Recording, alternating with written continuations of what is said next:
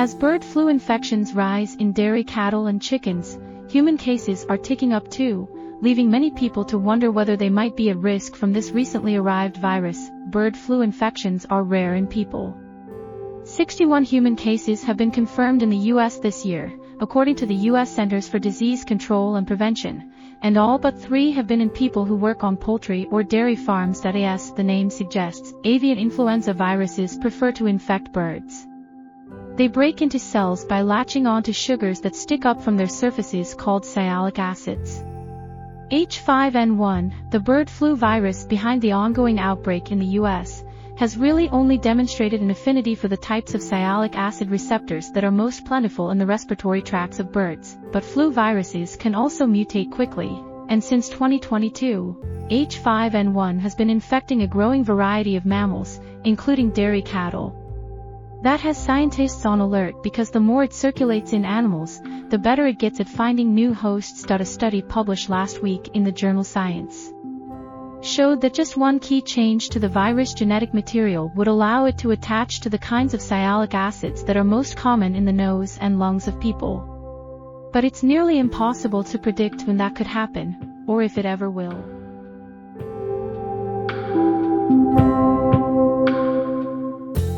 Animal-to-human spillover events. When humans have become infected with bird flu, it's almost always been through contact with infected animals. All but one of these so-called spillover infections have been mild. The United States' first severe case was announced this week in a person in Louisiana who remains hospitalized in critical condition. The CDC said Wednesday the person was exposed to sick and dead birds on their property, not from commercial poultry. No one who has gotten H5N1 in the U.S. is known to have given the infection to anyone else. For that reason, the CDC estimates that the current risk to the public is low, but there are certain occupations and situations that can increase a person's risk of catching bird flu. The 2 groups of people who are most at risk are farm workers who work with cows or poultry and people who keep backyard flocks, said Dr. Michael Osterholm, who directs the Center for Infectious Disease Research and Policy at the University of Minnesota. Birds shed the virus through their saliva, mucus, and feces.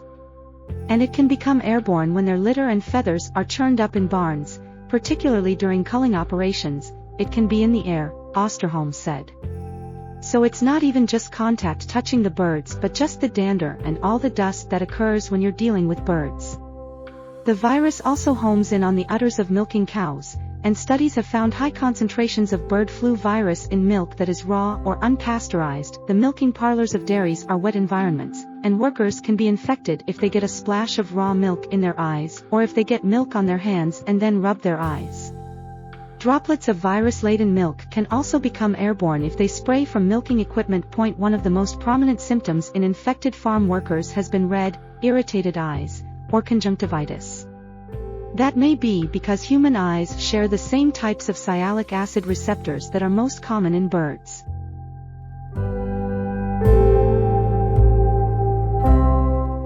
Have those same data for humans, Osterholm said. No human infections have been linked to raw milk consumption, although a toddler in California recently tested positive for influenza after drinking a large amount of raw milk.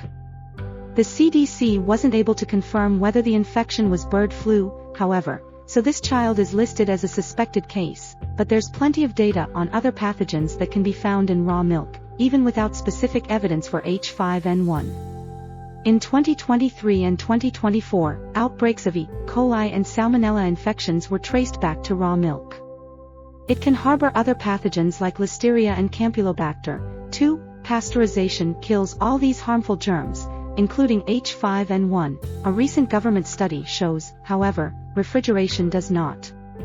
A recent study from Stanford University that involved lacing raw milk with flu virus and testing it on cells in a petri dish found that the virus could still infect cells for up to 5 days after being refrigerated.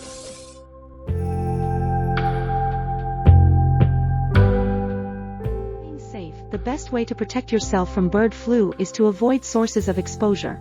According to the CDC, people can catch bird flu when enough virus gets into their eyes, nose, or mouth, or when they breathe it in. This usually takes close, prolonged exposure to infected animals. For that reason, the CDC recommends that people stay away from sick or dead birds or other animals. and avoid touching surfaces contaminated with feces or saliva, such as litter or bedding. If you do have to handle sick birds, cows or other animals, such as in a farm or rescue setting, the CDC recommends wearing appropriate personal protective equipment, or PPE. This includes goggles, disposable gloves, an N95 face mask, coveralls, rubber boots. Because raw milk can carry so many dangerous germs, experts advise avoiding it and sticking to pasteurized dairy products. But what about raw eggs? The U.S. Food and Drug Administration says it's unlikely that eggs from an infected flock would make it onto store shelves because birds rapidly become sick from bird flu, and there are safeguards in place, such as inspections, to prevent contaminated eggs from reaching the market. It's still a good idea to cook eggs and poultry to a safe temperature and prevent cross-contamination between raw and cooked foods in the kitchen.